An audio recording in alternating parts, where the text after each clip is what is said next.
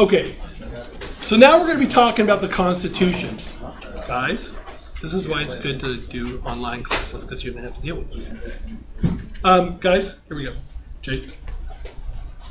Now we're going to talk about the Constitution. There's a lot of material to cover here, but again, the lecture notes hopefully will help you in terms of providing some sort of order to everything.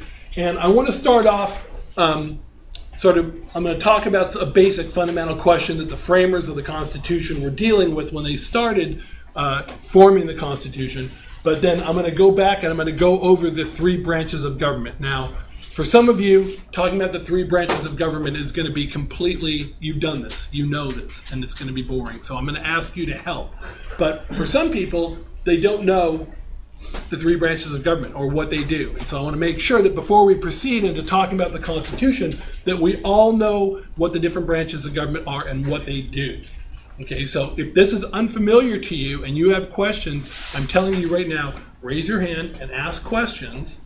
And if you're worried that other people know this stuff, I'm telling you already, right now, other people know this stuff, forget them, ignore them, disregard them. I don't care about them right now. I want to make sure that everybody's on the same page as far as this goes. And the people who know this stuff, they're going to go ahead and they're going to help. They're going to help me with this. Okay, Alex. I don't know what you're doing, but here's what I can tell you. Okay, why are you guys so endlessly fascinated with what he's doing?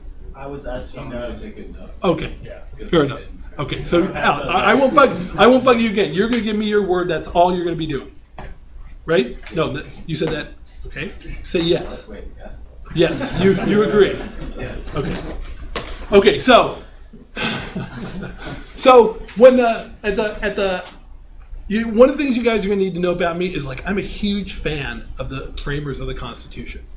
Like, it used to be that in all my lectures, anytime you saw James Madison's name, if you clicked on it, it would say hero. And then it's like, I think these guys are amazing. I think the Constitution was amazing. I think the fact that these guys got together in a hot summer in the 1700s and wrote a document that basically, during a time when they didn't have anything. They didn't have electric lighting. They didn't have cars. They didn't have, I mean, they would pass out. If they materialized in this room, they'd be like, oh my God, what the hell is going on here? A primitive world compared to what we live in. They wrote this document about how the government was going to work and this structure of the government, and it works to this day. With all the changes that have gone on, it still works. And I'll tell you why I think it works, and this is why I think they're so awesome. The framers, the reason the Constitution works, in my opinion, isn't because these guys knew a lot about politics, right? It wasn't because they studied the histories of different political institutions. The reason it works so well is because what they really understood was human nature. And our Constitution is all about balancing out, sort of dealing with human nature. And so I think these guys are brilliant. So I love talking about the Constitution because I think this document is amazing. Go ahead. Did we already get to the second packet? Did you pass out? No, I'm not printing out the lecture notes every time. I just did that the first time. I don't. Yep. Hannah has an extra copy.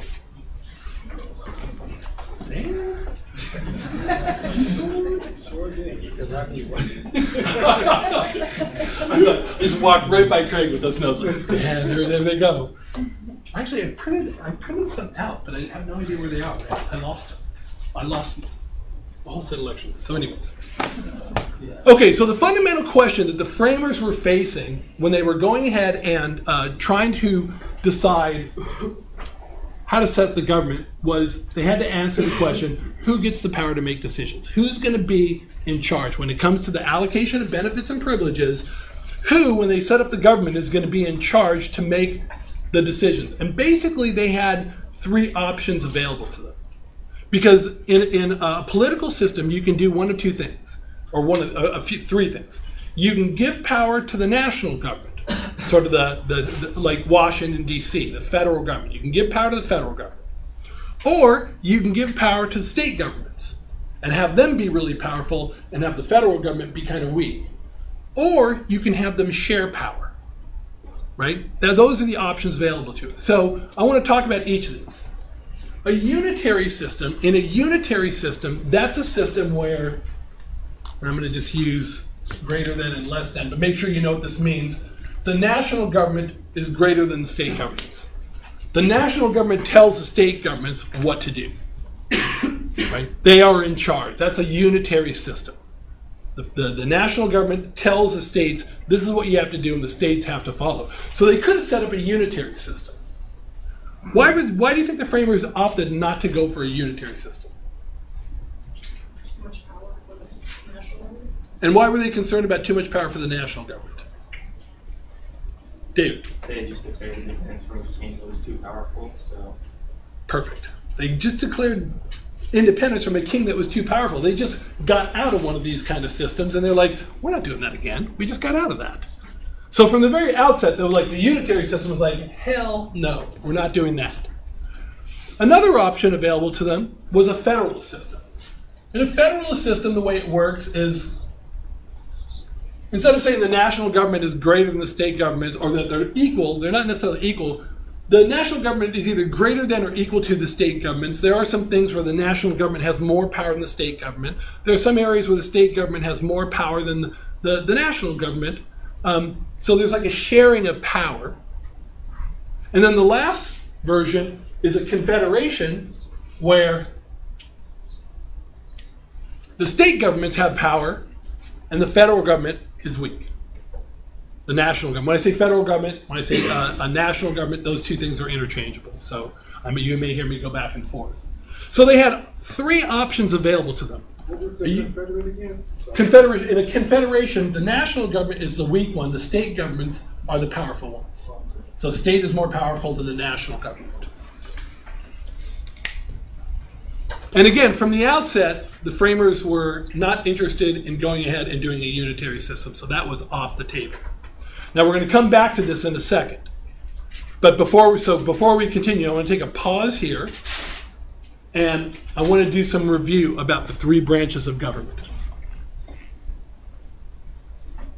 Now, when we talk about the three branches of government, this is true, and what we're going to say is true at the national level, at the state level, and at the local level.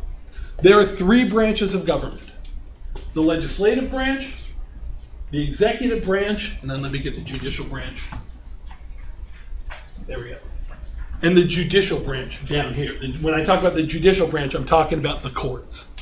Okay, I'm talking about the courts.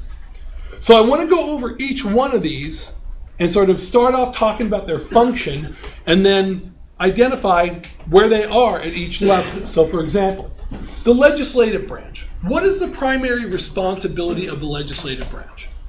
The main responsibility. Great. To make laws? Right, to write the laws. That's what the legislative branch does. It writes the laws. Any law, the laws of the countries are written in the legislature. Now, at the national level, the legislature is that we have a House of Representatives and we have a Senate. And those two together, when we talk about those two different groups together, we call that Congress. So when you hear people talk about Congress, they're referring to both of these bodies.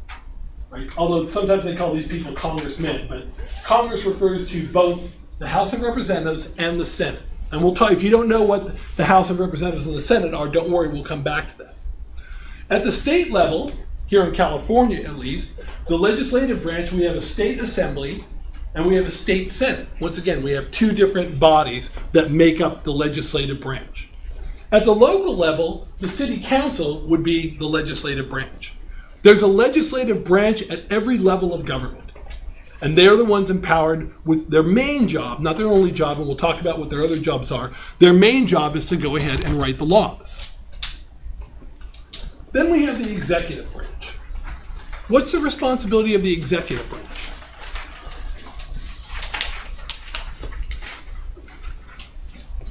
I know some of you know this. No. Come on. Alex, what's the responsibility of the executive branch? Okay, so why didn't you say something? Why are you just sitting there? Pardon me?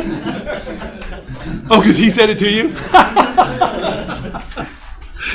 Very good. Very good. Okay, then let me, why didn't you say something? That's what I said. I want to see if anyone else knew it.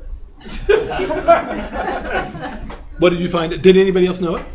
No.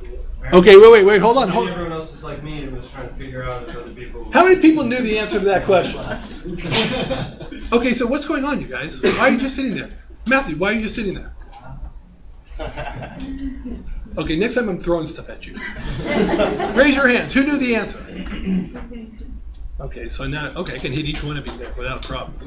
Okay, now, who thought they knew the answer and it turns out you were right? There we go. There's more of you than that. Okay, right. The executive branch carries out the laws. We call it executing the laws, right? They carry out the laws. So Congress passes a law at the national level. Congress passes a law, but that doesn't just make things magically happen. Then the executive branch has to carry out the law. For example, and we'll talk about this later on, when Congress passed a law a while back that raised the speed limit from 55 miles an hour to 65 miles an hour, right? It wasn't like they voted for it, and then the president signed it into law, and then the signs just went, and they changed. The signs don't change on their own because the Congress voted to raise the speed limit. Somebody's actually got to go out there, get the signs, take the old ones down, put the new ones up. That's the executive branch. That's the executive branch. The head of the executive branch at the national level is the president. At the state level, the head of the executive branch is the governor. At the local level, the head of the executive branch is the mayor. Now, the executive branch includes a whole bunch of other people, right? Because the president can't carry everything out on his own, the governor can't, the mayor can't. He's got a whole bunch of people working with him. They're all part of the executive branch. We refer to that as the bureaucracy, and we'll be talking about the bureaucracy later on. Then there's the judicial branch. Very good. What does the judicial branch do? Now I'm going to call on somebody else now. Matthew, very good. Determine if the law is constitutional. Determine if the laws are constitutional. Right. I'm going to phrase it slightly different, but that's true. They interpret the laws. Right. They're the ones who interpret it. But Matthew's exactly right. Sometimes if they interpret the laws, they might say, this law violates the Constitution. If the courts say that a law violates the Constitution, what happens? Pardon me? It's considered unconstitutional. And then it goes away. One of the things we're going to talk about later on when we talk about civil liberties, there was a point at which there were 49 states had a law that said you cannot desecrate the American flag. You can't destroy the American flag. And I think in the 1970s, there was a court case where this guy, Mr. Johnson, it was Johnson versus Texas, this guy burned an American flag because he was protesting something at the Republican National Convention, and he was arrested because Texas had a law that said you can't burn an American flag. And he sued. He said, that's my freedom of speech. I should be able to burn an American flag if I want to as a form of my speech, my protest. And it went all the way up to the Supreme Court, and the Supreme Court said, yes, you have a right to burn the American flag. The First Amendment gives you a right of freedom of speech. And all 49 of those laws, gone. Wiped off the books. That's what the courts do. They're the ones who interpret the law and decide whether it's constitutional or not constitutional. At the national level, all the federal courts, including the Supreme Court, this is, by the way, SCOTUS stands for Supreme Court of the United States. So when you see SCOTUS, although it sounds like a disease, like, oh, he's got SCOTUS, here's some cream for that. It's really the Supreme Court of the United States. All the federal courts, when we talk about the judicial branch, all the federal district courts, courts of appeal, all that is the judicial branch. At the state level, we have state courts, right? That and the California Supreme Court, it should be just the California Supreme Court. So you can get rid of the OPS, including the California Supreme Court. And then at the local level, we have municipal courts, city courts. If you get a speeding ticket, you're going to go to a municipal court. If you break a state law, you're going to go to a state court. If you break a federal law, you're going to go to a federal court. So, are there any questions about that?